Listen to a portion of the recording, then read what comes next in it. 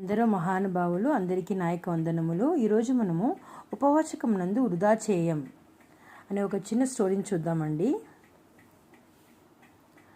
సాధారణంగా డబ్బును పొదుపు చేయాలని మనకు తెలుసు, అట్లే నీటిని కూడా పొదుపు చేయాలి. కానీ దాన్ని మనం ఆచరించడం లేదు.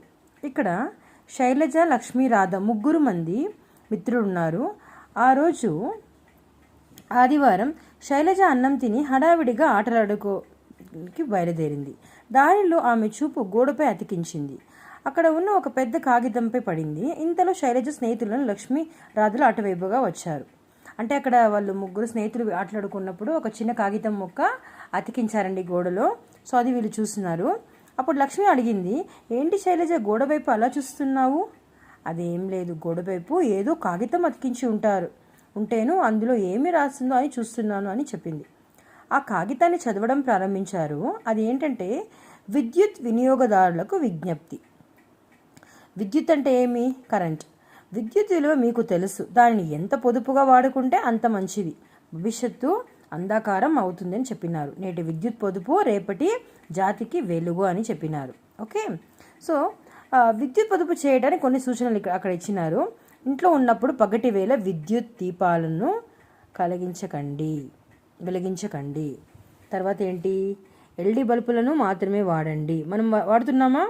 గాలి చల్లదనం కోసం విద్యుత్ పంకాలు, ఏసీలు, కూలర్లకు బదులుగా విసనకర్రలు, కిటికీలు తెరిచి ఉండడం లాంటివి చేయాలి.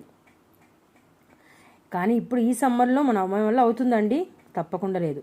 ఇంటి నుండి బయటికి వెళ్ళేటప్పుడు అన్ని విద్యుత్ సాధనలను ఆపివేయాలి. అనవసరంగా ఫ్రిడ్జ్ని తెరుస్తూ మూస్తూ ఉండకూడదు. గీజర్, హీటర్, లిఫ్ట్ మొదలైన వాటిని అనవసరంగా ఉపయోగించకూడదు.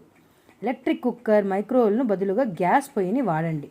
ఇంతలో నర్మద అక్కడికి వచ్చింది. నర్మద రావడంతో పిల్లలందరూ అక్క అని ఆమె చుట్టూ చేరారు.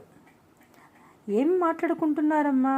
అక్క గోడలపై పెద్ద పెద్ద కాగితాలు అతికించి ఉండడాన్ని చూసి మేము దాని గురించే మాట్లాడుకుంటున్నాం. ఓహో, అదా సంగతి, నేను కూడా చూశాను ఆల్రెడీ. అది పెద్ద కాగితం కాదు, దాన్ని పోస్టర్ అని చెప్పాలి అని చెప్పింది. దాన్ని ఎందుకు అక్కడ అతికించారక్క? విద్యుత్ శాఖ వారు అతికించారు అక్కడ. ఎందుకు? విద్యుత్ మనం పొదుపు చేయాలి కాబట్టి. విద్యుత్ గురించి కొన్ని సూచనలను పోస్టర్లను అతికించారు. కరెంటును తెలుగులో ఏమంటారు? విద్యుత్ అని అంటారు. ఫ్రిడ్జు, ఇస్త్రీ పెట్టె, రైస్ కుక్కర్, మిక్సీ, గ్రైండర్ మొదలైనవి విద్యుత్తుతో పనిచేస్తాయి. పంట చేలాలలో బోరు మోటార్లు పనిచేయడానికి, రైలు నడపడానికి విద్యుత్ మనకు చాలా అవసరం.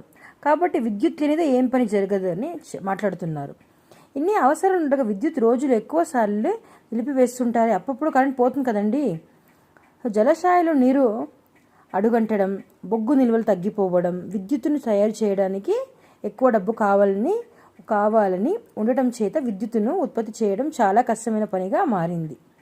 సో ఇక్కడ ప్రజావసరాలకు తగినంత విద్యుత్తును తయారు చేయడం కష్టసాధ్యంగా మారింది. అందువలన విద్యుత్ కోత తప్పనిసరిగా మారిందని చెప్తున్నారు. అనిల్ అక్కడ వచ్చారు. విద్యుత్ కోతకు నీళ్లకు సంబంధం ఏమిటక్క? అంటే మన కరెంట్కి వాటర్ సంబంధం ఉంటుందా లేదా? తప్పనిసరిగా ఉంటుంది. విద్యుత్ ఉత్పత్తికి నీటిని వినియోగిస్తారు. వానలే లేక జలాశయాలలో తగినంత నీరు లేక విద్యుత్తు మన అవసరాలకు చాలినంత తయారు చేయడం లేదు. అయితే బొగ్గుకు విద్యుత్ గల సంబంధం గురించి కూడా చెప్పక్క. మన రాష్ట్రంలో విద్యుత్ ఉత్పత్తి ఎక్కువగా నేల బొగ్గుతోనే తయారవుతుంది. నేల బొగ్గుతో తయారయ్యే విద్యుత్ చాలా ఖర్చుతో కూడుకుంది. చాలినంత నేల బొగ్గు దొరకడం లేదు. విదేశాల నుంచి ఎక్కువ ఖర్చు పెట్టి దిగుమతి చేసుకోవాలని ఉంది. అందువల్ల మనం విద్యుత్తును ఆదా చేయడమే మంచి మార్గం. పొదుపుగా వాడితే విద్యుత్ను ఉత్పత్తి చేసినట్టే లెక్క అని చెప్తుంది రాధ. అదా చేయడం అంటే విద్యుత్ని పొదుపు చేయాలి. మనం డబ్బును పొదుపు చేస్తాం కదండి, వాటర్ని సేవ్ చేస్తాం కదండి, అలాగే మనం పవర్ని కూడా సేవ్ చేయాలి. ఓకే, సో అవసరానికి మించి వాడకుండా ఫ్యాన్లు, ఫ్రిడ్జ్, మిక్సీ, గ్రైండర్, ఎక్కువ బల్బులు, పగటిపూట ఎక్కువ లైట్లను వెలిగించడం మొదలైనవి మనము యూజ్ చేయకూడదండి. కొన్నిసార్లు మనం అన్నింటిలోనూ జాగ్రత్తగా ఉండాలి అని చెప్తున్నారు. సరే అక్క, ఈ రోజు నుంచి మేమందరూ అలాగే చేస్తున్నామని వాళ్ళు మాట్లాడుకుంటున్నారండి.